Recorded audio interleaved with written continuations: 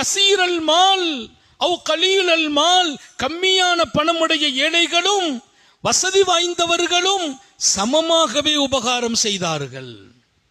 இந்த உபகாரம் செய்வதற்கு பணம் இருக்கணும், வசதி இருக்கணும் தேவையில்லை என்பதற்கு மதீனாவின் அந்த பெருமக்கள் அழகிய முன்மாதிரி.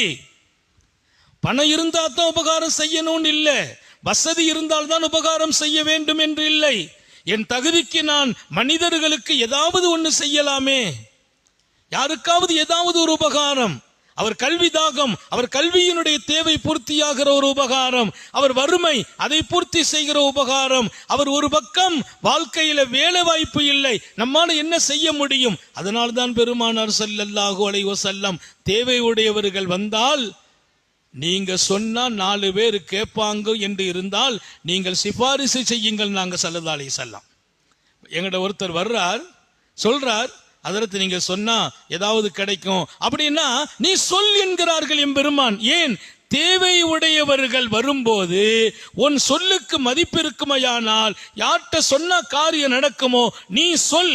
உபகாரம் அவர் செய்கிறார், நீ சொல்கிறாய், 2 பேருக்கு ஒரே கூலி என்றாங்க. சொன்னவருக்கு கூலி,